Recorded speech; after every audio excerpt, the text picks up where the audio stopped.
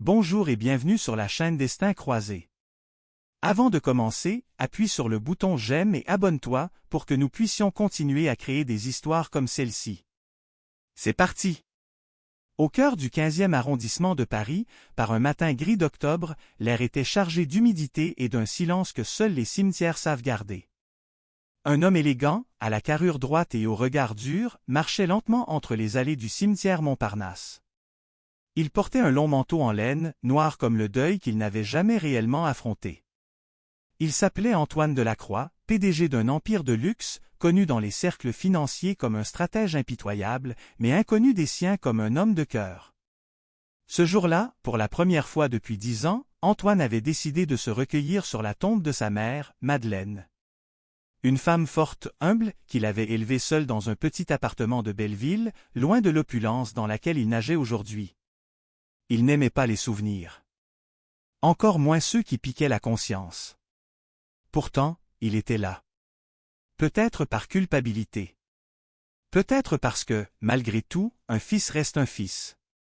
Alors qu'il approchait de la stèle gravée à Madeleine Delacroix Maman, éternel amour, une scène étrange attira son attention. Devant la tombe, 4 petites filles d'environ 6 ans, blondes, habillées de manteaux trop grands et de petites bottes abîmées, vendaient des fleurs. Des bouquets de chrysanthèmes et de pivoines soigneusement arrangés dans de vieux paniers. Elles semblaient sorties d'un autre temps, comme des poupées qu'un artiste aurait dupliquées à l'identique. Antoine s'arrêta net. Quelque chose en elles le troubla profondément. Ce n'était pas seulement leur allure ou leur coordination parfaite. C'était leur visage. Ses yeux noisettes légèrement en amande, ce petit pli entre les sourcils quand elle plissait le front, il le connaissait. C'était son propre visage. Du passé. Répliqué 4 fois. L'une des fillettes s'approcha, les joues rouges, les doigts serrés autour d'un petit bouquet. « Monsieur, vous voulez acheter des fleurs pour votre maman » demanda-t-elle doucement. Sa voix était douce, presque mélodique. Antoine ne sut quoi répondre. Il se contenta de la regarder, bouche entr'ouverte. Était-ce une hallucination? Un tour cruel de la mémoire? Elle pencha la tête, incertaine. Il finit par glisser un billet dans sa main sans prendre le bouquet. « Vous êtes toujours ici » demanda-t-il, la voix plus rauque que prévu. « Seulement les week-ends, quand maman travaille. On ne doit pas parler aux inconnus, sauf s'ils sont tristes. » Antoine sentit une pointe dans la poitrine. Il les observa discrètement, leurs gestes coordonnés, la façon dont elles se protégeaient l'une l'autre du vent, leur manière de rire. Elles n'avaient pas seulement le même visage. Elles partageaient une synchronisation qu'il n'avait vue que chez les vrais jumeaux. Ou chez les cœurs connectés par quelque chose de plus fort que le hasard. Il s'assit sur un banc à quelques mètres, feignant de regarder son téléphone. Mais en vérité, il ne pouvait les quitter des yeux. Elles plaisantaient, se disputaient gentiment, se partageaient un croissant sec. Et plus il les regardait, plus son malaise grandissait. Qui était-elle? Et pourquoi portait-elle son visage? Sa mémoire, comme un vieux disque vinyle, revint soudain sur une mélodie oubliée, Élise. 7 ans plus tôt, Élise Moreau. Une musicienne de rue, rencontrée par hasard près du canal Saint-Martin. Un été plein de légèreté, d'improvisation, de vin blanc et de soirs sans fin. Puis, brusquement, elle avait disparu. Sans mots, sans trace. Il ne l'avait jamais revue. N'avait jamais su pourquoi. Avait refermé cette parenthèse comme on claque un livre qu'on ne comprend pas. Antoine sentit une sueur froide couler dans son dos. Et si? Non? Ce serait insensé. Inimaginable. Mais tout dans le regard de ses enfants hurlait le contraire. Il se leva lentement et retourna vers elle. « Comment vous appelez-vous » demanda-t-il, la voix tendue. Les filles se regardèrent. Puis l'aînée répondit, l'air sérieux, « Je suis Léonie. » Elle, c'est Lila. Et elles, ce sont Luna et Lisa. 4 prénoms commençant par elle, comme Léo, le surnom que seule Élise lui donnait. C'en était trop. Antoine recula d'un pas, le cœur battant. Les enfants l'observaient, intrigués. Il bredouilla un merci et s'éloigna, chancelant presque. À quelques pas, il se retourna une dernière fois. Et vit les 4 fillettes agiter la main, un sourire doux sur les lèvres. Ses filles? Impossible. Et pourtant? Ce soir-là, seul dans son appartement haussmannien aux grandes baies vitrées, Antoine fixa son reflet. Pour la première fois depuis des années, il n'y voyait pas l'homme d'affaires froid et calculateur, mais un homme brisé par un doute dévorant. Et au fond de ses yeux, l'ombre d'une vérité encore trop grande pour être acceptée. Le lendemain matin, Paris s'éveillait sous une pluie fine et persistante. Les voitures klaxonnaient déjà sur le boulevard Saint-Germain, les passants pressés fonçaient sous leur parapluie, mais pour Antoine Delacroix, le monde semblait suspendu. Il était debout devant la baie vitrée de son appartement du 7e étage, les bras croisés, regardant sans voir. Ce qu'il avait vécu au cimetière la veille ne cessait de tourner dans sa tête comme un vieux disque rayé. Ses fillettes, ses regards. Ses visages.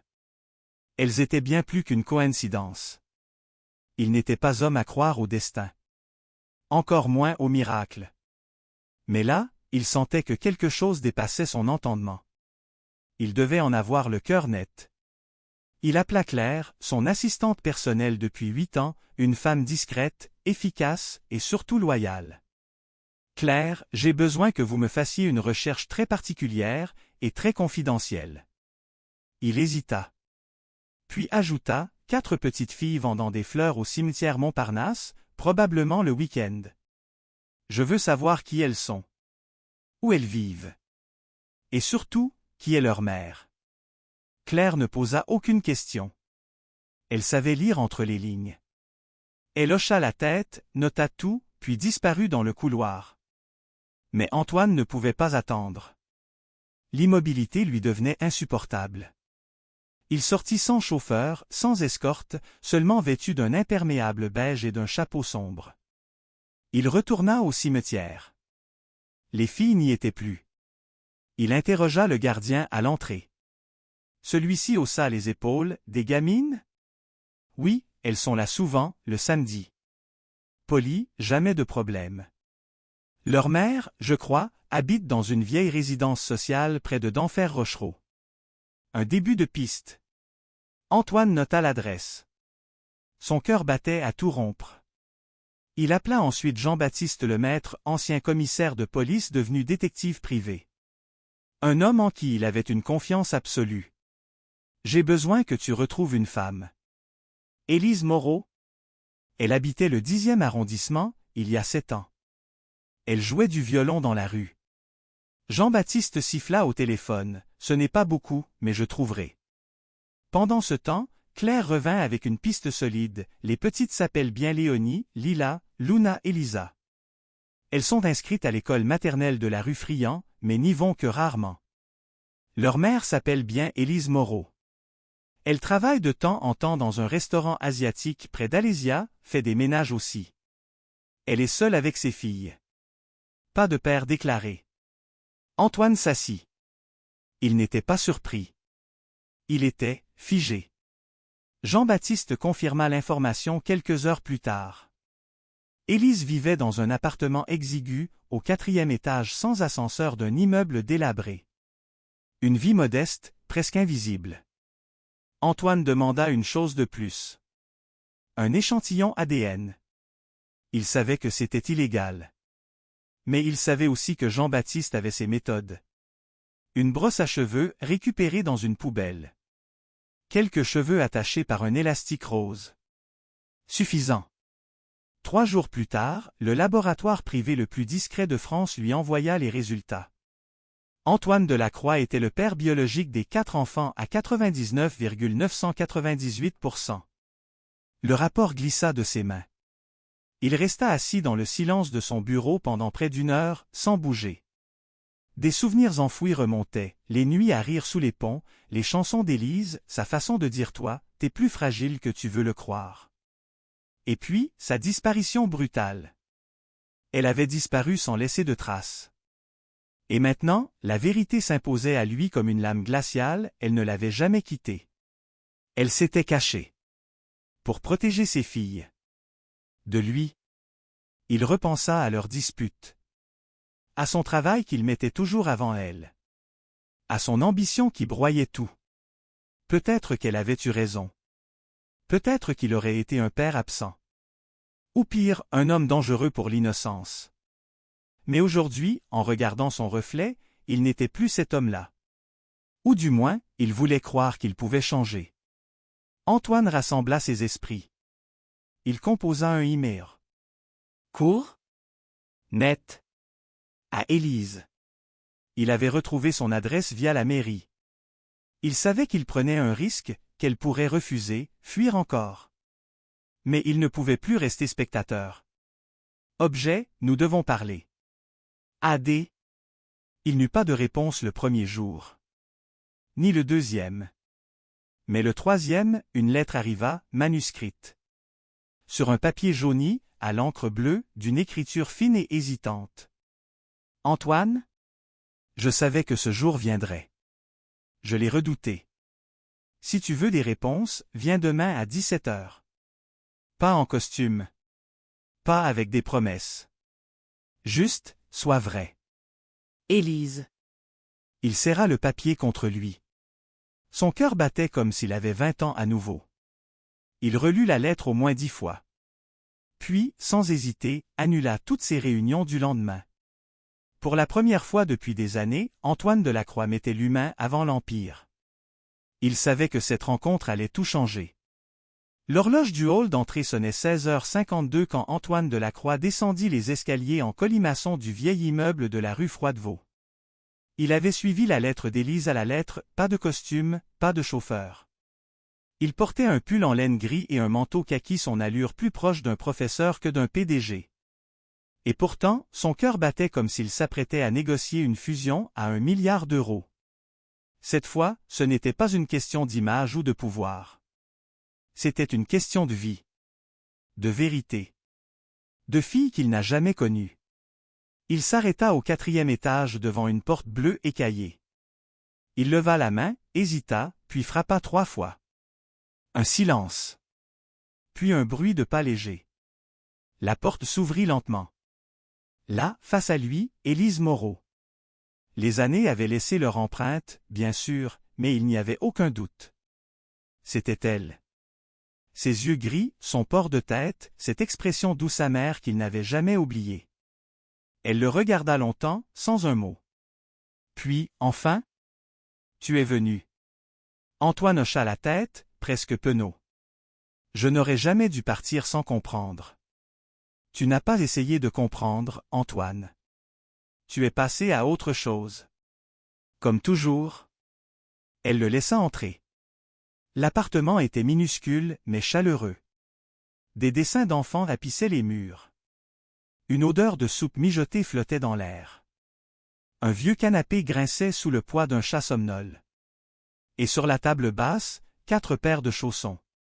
Alignés avec soin. Antoine regardait tout sans oser trop s'approcher. « Ce sont elles ?» Élise acquiesça. « Oui. » 4 filles. Léonie, Lila, Luna et Lisa. Nées le 14 avril à 23h40, 23h42, 23h43 et 23h44. 4 minutes. 4 vies. Il s'assit, lentement, comme si le sol risquait de se dérober sous lui. « Pourquoi tu ne m'as rien dit ?» Elle resta debout, droite. « Parce que tu étais dans un autre monde, Antoine. Le monde des actionnaires, des conférences à Singapour, des dîners avec des investisseurs russes. J'étais une violoniste de rue. Une erreur passagère dans ton agenda. Tu m'aurais écouté? Tu m'aurais cru? » Il voulut protester, mais s'arrêta. Parce qu'elle avait raison. J'ai essayé de t'appeler. 3 fois. Puis j'ai vu cette photo dans Le Parisien, toi avec Clémence Aubry, la fille du magnate immobilier. Bras dessus bras dessous, en une du journal. Tu souriais. Moi, j'étais seule, enceinte, paumée. Alors j'ai décidé de disparaître. Antoine soupira. Les souvenirs revenaient. Clémence? Ce dîner était purement stratégique. Mais les médias avaient brodé une histoire. Il n'avait jamais imaginé que cette photo avait tué quelque chose d'essentiel. Tu aurais dû me laisser le choix. Tu aurais dû me donner une raison de croire en toi. Le silence retomba. Il était dense, coupant. Puis, doucement, Élise s'adoucit. Mais je ne t'ai jamais empêché de les aimer. Je t'ai seulement empêché de leur faire du mal. Elle lui tendit une boîte. Antoine l'ouvrit. À l'intérieur, des photos, échographies, petits chaussons tricotés, premiers pas dans la neige, dessins maladroits. Il les feuilleta en silence, la gorge nouée. « J'ai raté tout ça, murmura-t-il. Élise s'assit à côté de lui. « Mais tu es là maintenant. Et elle te regarde comme un héros depuis ce jour au cimetière. Tu as acheté tous leurs bouquets. Tu leur as souri. Tu leur as dit bonjour. C'est peut-être idiot, mais pour elle, tu es le monsieur aux yeux tristes qui a un cœur caché. » Il éclata d'un rire tremblant. « Elles sont incroyables. » Puis il leva les yeux. « Est-ce que je peux les voir? » « Pas aujourd'hui, pas forcément. Mais, bientôt? Elles sont dans la chambre. Elles t'ont vu entrer. Elles attendent que je dise oui. » Elle se leva et ouvrit la porte. 4 visages curieux apparurent. Elles étaient là. Identiques, fascinantes, vivantes. « Mes chéris, dit Élise doucement. Voici Antoine. C'est quelqu'un d'important pour vous. Les filles s'approchèrent. L'une d'elles, Léonie, tendit la main. Tu veux faire un dessin avec nous? Maman dit que t'étais gentil. Et que tu faisais rire ses cheveux. Antoine, ému, sourit. Volontiers. Ce soir-là, ils dessinèrent ensemble pendant 2 heures. Des maisons, des chats, une montgolfière avec papa écrit dessus un mot qu'aucune d'elles ne prononça, mais que toutes semblaient espérer. Et quand il repartit, Élise l'arrêta sur le pas de la porte. Si tu veux faire partie de leur vie, tu vas devoir apprendre à rater des réunions pour des spectacles de danse. À lire des histoires le soir. À faire des crêpes qui ne ressemblent à rien. Tu crois que t'en es capable? Antoine la regarda droit dans les yeux. Je suis prêt à tout rater, sauf elle. Le lundi suivant, la pluie avait cessé. Un léger rayon de soleil perçait à travers les nuages au-dessus de Paris. Antoine Delacroix, pourtant homme de chiffres et de stratégie, se sentait comme un funambule au bord du vide. Mais ce vide n'était plus effrayant. Il avait maintenant un nom. 4, pour être exact, Léonie, Lila, Luna et Lisa. Ce matin-là, il ne se rendit pas au siège de Delacroix et Héritage, son entreprise. Il demanda à Claire d'annuler tous ses rendez-vous. Pas de conférence, pas de déjeuner presse, pas de conseil d'administration. Aujourd'hui, j'ai école. Claire écarquilla les yeux, mais comprit qu'il ne plaisantait pas. À 9 heures précises, il était devant l'école élémentaire de la rue Bréa, un petit établissement public du 14e arrondissement. Il portait un pull simple, une veste en laine et 4 barrettes colorées accrochées à sa manche, un défi lancé par les filles, la veille. Il les portait fièrement. Les mères d'élèves le regardaient, intriguées. Certaines le reconnaissaient. N'est-ce pas le PDG du groupe de cosmétiques? Le monsieur dans le Figaro Économie? Antoine souriait à toutes. Aujourd'hui, il n'était pas Antoine le dirigeant. Il était juste le père. Quand les portes de l'école s'ouvrirent, Léonie, Lila, Luna et Lisa jaillirent dans ses bras. « T'as pas oublié, hein? » cria Lila. Il les serra fort. « Comment pourrais-je oublier le premier jour où j'emmène mes filles à l'école? » Les enseignantes étaient au courant. Élise les avait prévenues. Mais personne ne s'attendait à ce qu'Antoine vienne en personne. Encore moins à ce qu'il s'agenouille pour attacher les lacets de Lisa ou qu'il sorte de sa poche 4 goûters soigneusement emballés. Ce n'était pas le rôle qu'il s'était imaginé. C'était mieux. Le reste de la journée fut une succession de premières fois. Premier déjeuner familial dans un petit bistrot du quartier. Premier rire partagé autour d'un chocolat chaud. Premier bain où il se retrouva trempé, couvert de mousse et d'éclaboussures. Et, le soir venu, première histoire du soir lue à 4 voix, avec 4 couvertures différentes et autant de bisous de bonne nuit. Puis, il s'assit avec Élise, dans le salon devenu un terrain de jeu permanent. Ils burent du thé à la menthe dans des mugs dépareillés. Tu te rends compte de ce que ça implique? Demanda-t-elle doucement. Oui. Et je veux être là. Vraiment. Pas comme un sponsor. Comme un père.